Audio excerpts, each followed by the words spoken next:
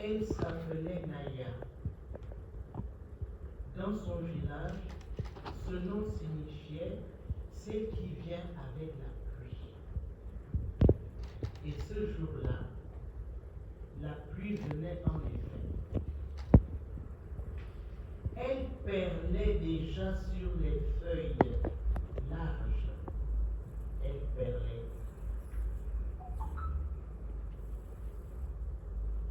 Glissait le long des troncs. Glissait. Imbibait la terre rouge de son parfum d'humus. Alors, au niveau de la métaphore de l'image, c'est-à-dire que, je suis désolé, j'enseigne la littérature. Et en littérature, est-ce que je peux développer juste, j'ai quelques petites minutes pour développer par rapport à la définition de la littérature. Je n'ai pas lu le livre, mais je voudrais dire quelques mots sur ce qu'est la littérature.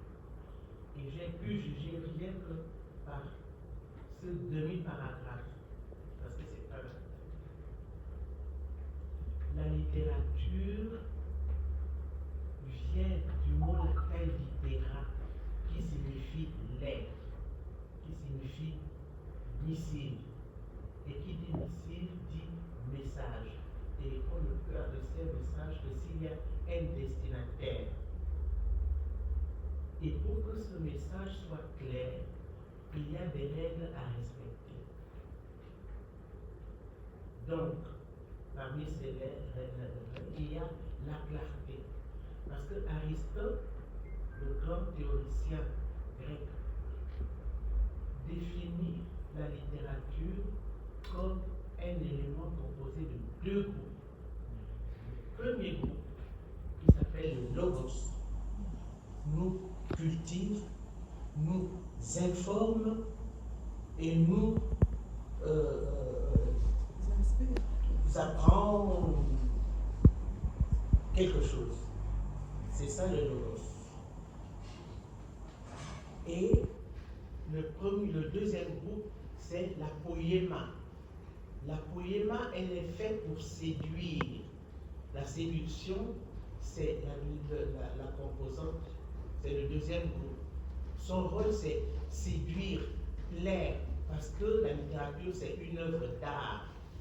Alors, dans le logos, vous avez trois éléments. Le logos est qui cultive, qui informe. Quels sont ces éléments? Vous avez le mythos, c'est-à-dire vous avez une histoire, etc. et tout. Vous avez le mythos, parce qu'il y a forcément des personnages quelque part. Ce sont les ingrédients. Et puis vous avez forcément le dianoia, c'est-à-dire la pensée poétique, le thème. Pourquoi il a créé cette histoire? Dans quel but? Il veut nous apprendre quoi? C'est ça le premier groupe. Donc le deuxième groupe, poéma, vous avez là-dedans le lexis, c'est-à-dire le mot juste, le choix des mots. C'est-à-dire le mot parmi ce que j'ai défini pour les enfants dans première lecture. Parce que première lecture, c'est une définition romancée de genre littéraire. Donc, dans le lexique, vous avez la force du mot. C'est-à-dire, l'auteur crée une réalité qui n'existe que dans votre imaginaire. Vous arrivez à voir sans regarder, entendre, sans écouter, etc. Ça, c'est la magie du lexique parce qu'on trouve les mots justes. Maintenant, pour clarifier, pour que ça soit clair dans votre tête, dans votre esprit, pour compléter cet objet qu'il veut illustrer, donc il va se servir de le lexique, le mélos. Le mélos, c'est-à-dire, quand il choisit ces mots, il y a le rythme. Vous voyez, il y a le rythme des phrases, c'est-à-dire que les phrases ont c'est comme de la musique, imprégnée de musique, pour le rythme, le ton qui monte, qui descend, etc. Et puis, vous avez l'obsis. Alors là, c'est là qu'on juge la créativité de l'auteur. C'est-à-dire qu'il vous fait une représentation mentale de quelque chose qui ne va exister que dans votre tête, mais qui est tellement réel grâce à des images, la métaphore, l'obsis, c'est-à-dire le spectacle, l'image pour illustrer ce qu'il veut dire. Ça, ce sont les ingrédients de la littérature. Et sortir de là, vous n'avez plus rien. Vous avez vraiment la littérature. Ah, ce livre m'a plu. Pourquoi? Parce que parfois vous ne savez pas, mais c'est parce qu'à cause des comparaisons qui étaient belles et tout ça, c'est la créativité. Donc, quand j'ai lu cette petite phrase, le mot la pluie qui perd, parce que ce sont les gouttes d'eau qui sont semblables à des perles. La pluie perlait le long de quelque chose, oui, et puis, pardon, sur les il glissait le long des.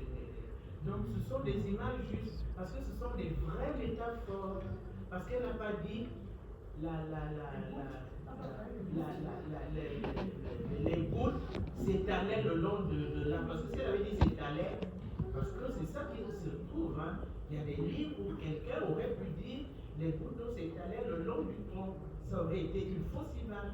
Mais quand on dit elle glisse, parce qu'effectivement, elle glisse. Quand elle dit les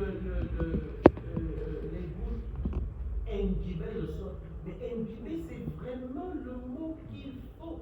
Parce que la terre, le sol, boit l'eau. Vous voyez? C'est ça que, en quelques lignes, je n'ai pas lu le livre, je me suis dit, ah oui, ça c'est une écrivaine et c'est une artiste. Ciao.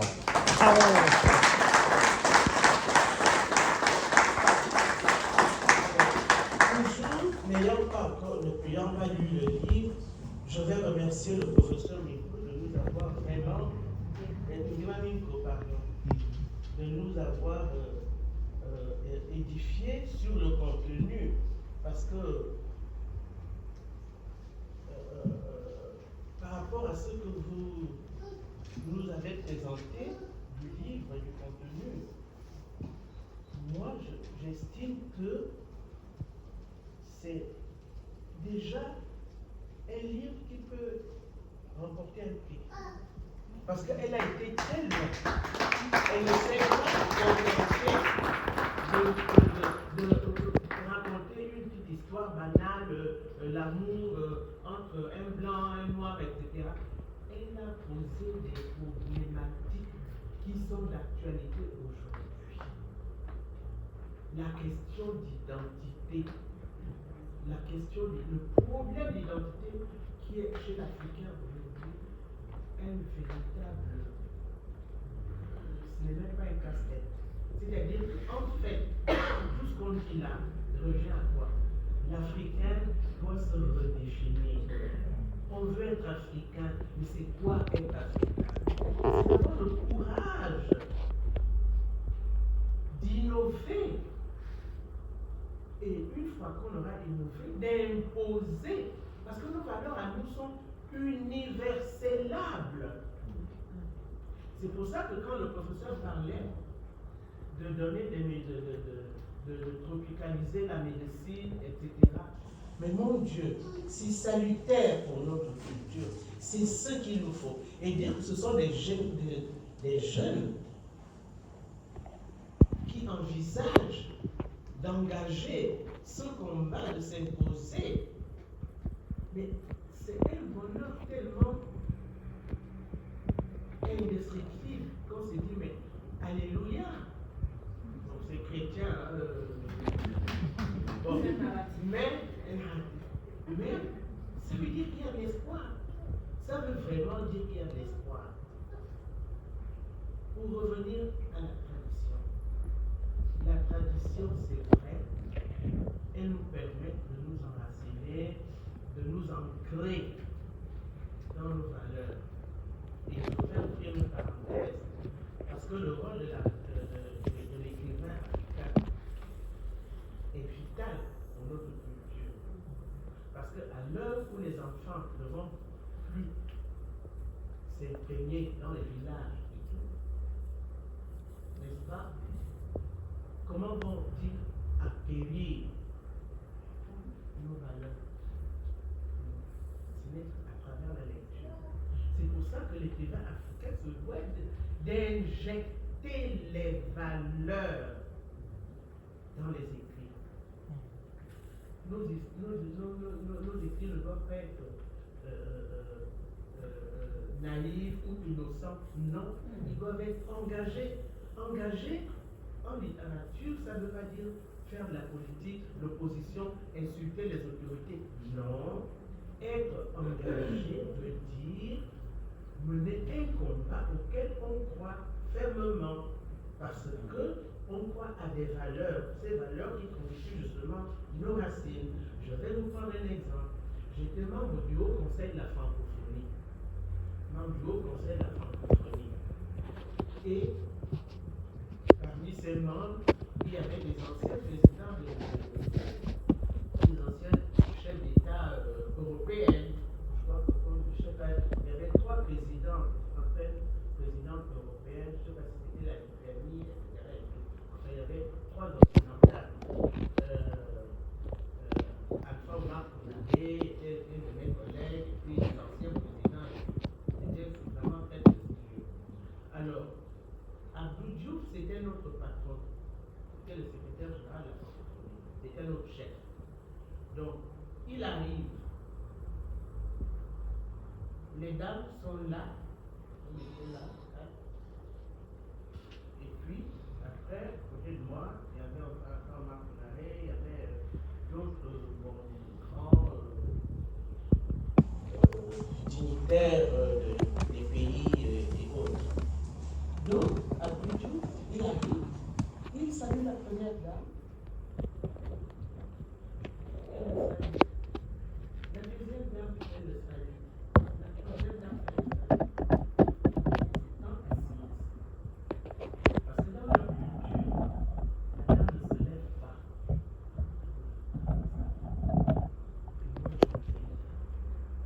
Moi,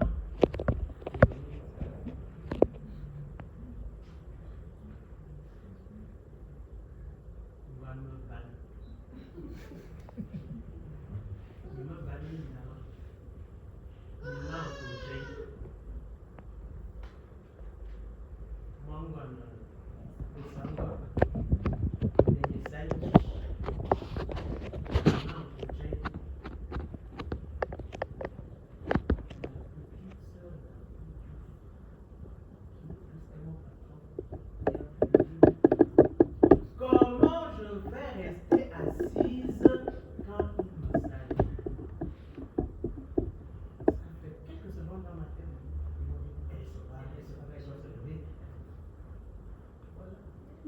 Savannah comprend. Je me suis levé, j'ai salué mon patron, mon aîné, mon chef, et il m'a embrassé et il a compris. Il m'a enlacé comme ça. Et il a continué à dire. Et les autres chefs, les autres, ils étaient debout, hein, les hommes. Ils se sont levés hein, pour saluer quand même Abdou Diouf. Et puis je me suis dit, c'est ça. C'est ça. Parce que dans notre culture, ça c'est un mot clé. On dit, au Béanon pour. Au Béanon, c'est donc il ne faut pas imiter n'importe qui, n'importe comment.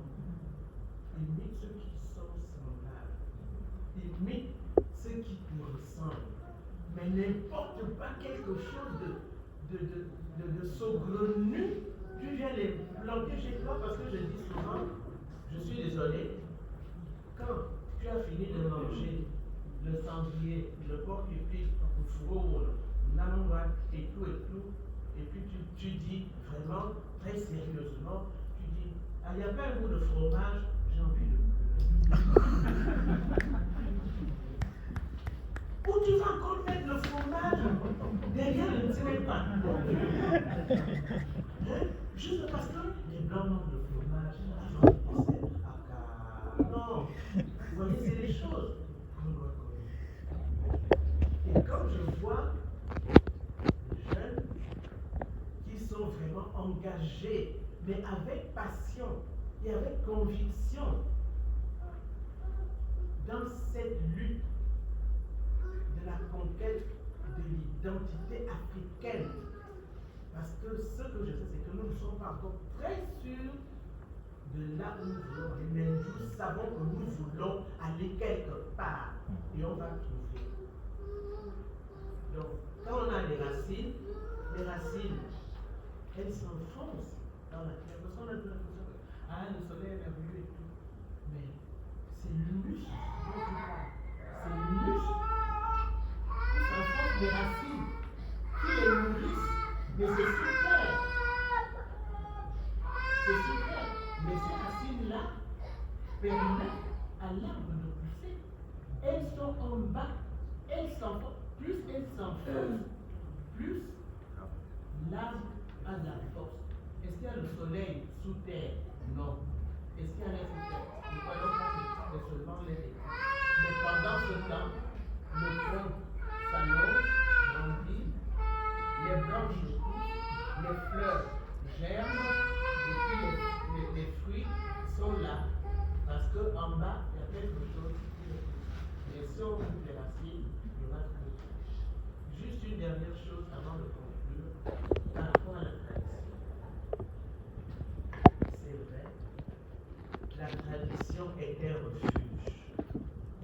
Mais ma conviction personnelle à moi,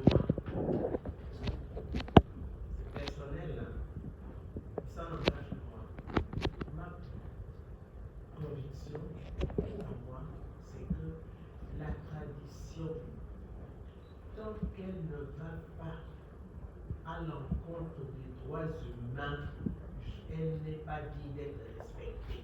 Je vais peut-être vous choquer, mais quand la tradition va à l'encontre des droits humains, elle n'est pas digne d'être respectée. J'ai une anecdote, parce que ça relève d'une tragédie qui a été vécue par une proche.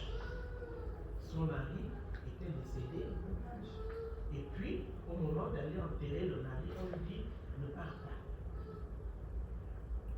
Tu ne bouges pas parce que dans la tradition, on ne bouge pas. Et elle est restée assise. Elle entendait les cantiques. Elle entendait les pleurs des parents. Elle était là, assise par terre sur le sol, dans la cuisine, en train de subir le veuvage. Et son mari était en train d'aller porter à sa dernière demeure. Elle s'est libérée, elle s'est levée. Elle a dit, je ne peux pas ne pas accompagner mon mari et voir comment on va le coucher pour une dernière fois. Oh non, ne fais pas ça, c'est interdit. Oh là là, tu ne peux pas faire ça. Je ne peux pas, sinon je vais devenir folle. Laissez-moi partir. Elle s'est débattue. Elle a couru. On essayait le long du chemin de l'attraper. Et le pasteur au bout là-bas, qui voyait comment elle se débattait, a dit, laissez-la venir. Je l'autorise à venir. Elle n'a qu'à venir. Donc, elle est venue devant la tombe de son mari. On a posé la chaise et elle s'est assise. Qu'est-ce qu'elle a fait? Comme il y avait des fleurs naturelles, donc elle a appelé ses enfants. Elle a pris une fleur, elle a jeté sur le cercueil. Elle a vu comment le cercueil était posé. Les enfants sont venus déposer. Et puis elle est partie. Elle est rentrée chez elle. Et elle a dit, je n'aurais pas survécu si je n'avais pas fait ça. Parce que toute ma vie, il m'aurait reproché. On a fait près de 50 ans de mariage. C'est au bout du chemin, avant juste la destination, c'est là qu'elle m'a abandonné. Elle dit, je n'aurais pas pu me supporter. Maintenant, tout ce qu'on va dire et tout, je suis libérée. J'ai ma conscience à moi. Maintenant, ils peuvent dire de moi tout ce qu'ils veulent, mais je suis libre.